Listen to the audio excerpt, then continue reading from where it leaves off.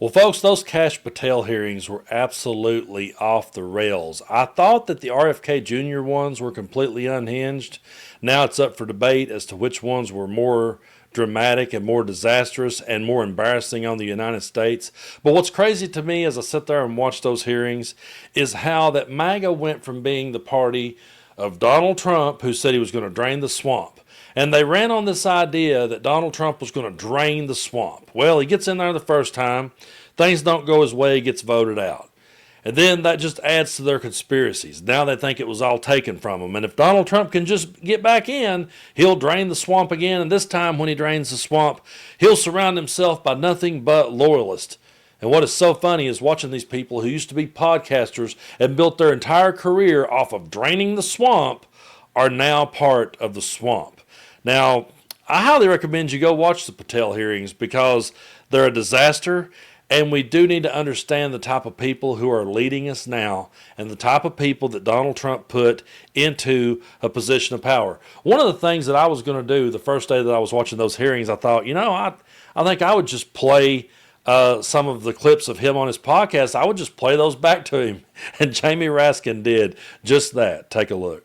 Join the FBI, you railed against it for covering up Jeffrey Epstein's human trafficking ring. Let me refresh your memory with this clip.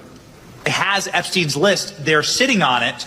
That doesn't seem like something you should do. You're protecting the world's foremost predator. That seems like an evil thing to do, regardless of who may be embarrassed in the release of that list. Why is the FBI protecting the greatest pederast, the largest scale pederast in human history? Simple, because of who's on that list.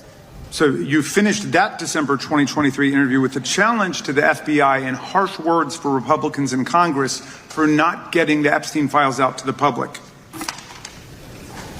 You can see this clip. Boy pants, and let us know who the pedophiles are. Put on your big boy pants and let us know who the pedophiles are, you said. You emphasized that the president and the FBI director each had complete authority to release Epstein's client list. You said Epstein's black book is under the, quote, direct control of the director of the FBI. Look at this clip. This is way off the topic, but who has Jeffrey Epstein's Black book? black book? FBI. But who? That is, I mean, there's... Oh, that's under direct control of the director of the FBI. All right, so you were sworn in as director more than 200 days ago. Now the black book is under your direct control.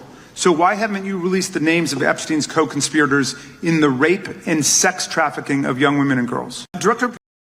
I can answer that. Simple, because of who's on the list. I mean, you can literally use his words against him. If you'll notice how that the question got framed to him on the podcast, it was like, they're sitting on it. This is an evil thing to do. Why are they doing it? Well, simple. It's because of who's on the list.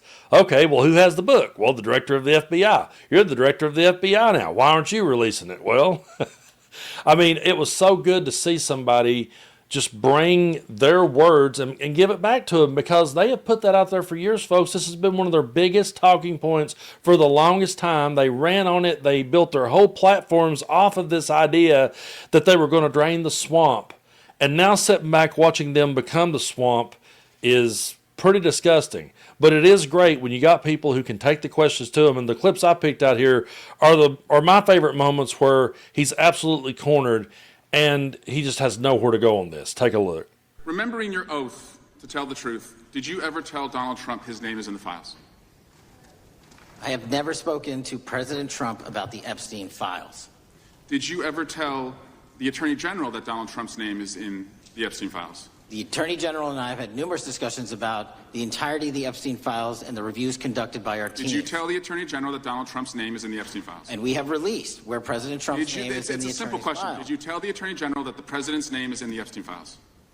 During many conversations that the Attorney General and I have had on the matter of Epstein, we have reviewed. The question is simple. Who did you tell the Attorney General that Donald Trump's name is in the Epstein files? Yes or no? Why don't you try spelling it out? Yes if you're gonna or mock no, Director? Use the alphabet. Yes or no? No, A, B, C, Director, D, E, F. it sounds like you don't want to tell us. Did you tell the Attorney General that Donald Trump's name was in the Epstein files?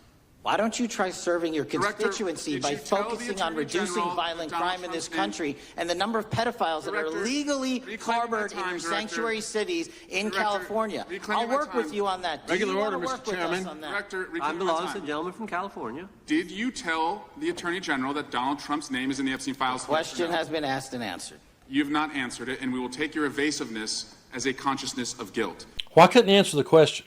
What was so hard about answering that question?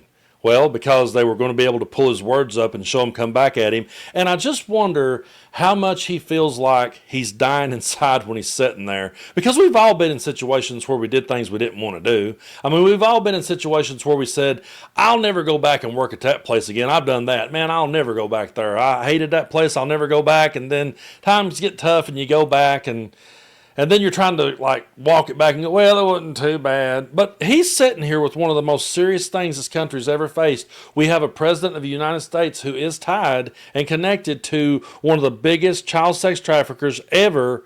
And we all want to get to the bottom of it and know what the answers are.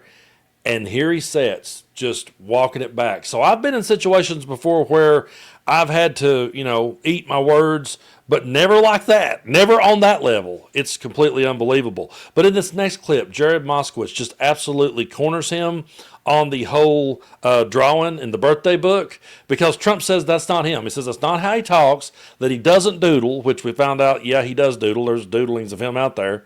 There is those things. And he says that's not his signature. Well, if it's not his signature and he's completely innocent, wouldn't you think he would investigate those who forged his signature? I love the way Moskowitz just backs him into a corner on this one. He's got nowhere to go again. You attack them. Let me move forward. The president you've seen the picture of the woman's body with the writing and the president's signature. The president says that's not his. Okay? The president says it's not his. The Republican colleagues say it's not his. The administration say it's not his.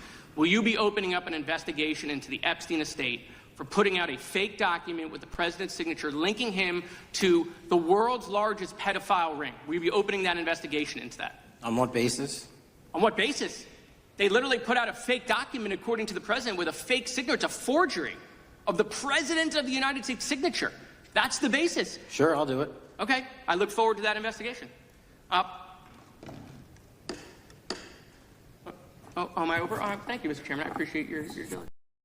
Do you honestly think that we will ever see that investigation? Do you honestly think that Kash Patel will open up an investigation on that one? But that's one of those rare moments in politics where someone got backed into a corner and had nowhere to go, and the only thing that he could say in that moment was, yes, sure, I'll look into it.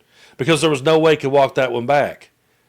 And I think that's how you go about questioning these people. You got to find a way to trap them and trap them with their own words and trap them with what they've put out there into the world. Folks, for years, they ran on Epstein. It was their biggest issue. They talked about draining the swamp. But the more and more that we see them now trying to cover it up, the very people who used to talk about the deep state are now in the deep state covering it all up and not just putting it out there for the world to see. So it makes them look guilty as shit. Does it not? The very people that said this is the deep state, it's being controlled and ran by the deep state, and now they're in there covering it up. If they were completely innocent, and if that signature was forged, they could prove it. They could bring out all the evidence. But if you'll notice, they always just bark at someone like Hunter Biden for a comment he made, or they'll bark at someone like a James Carville for a comment he made, but they never barked at Michael Wolff, the biographer that said it to start with. They never barked at him. Because if they did it to him, they would have to sit down and talk about it all, and questions would get asked, and there's a lot of questions that they don't want to have to deal with.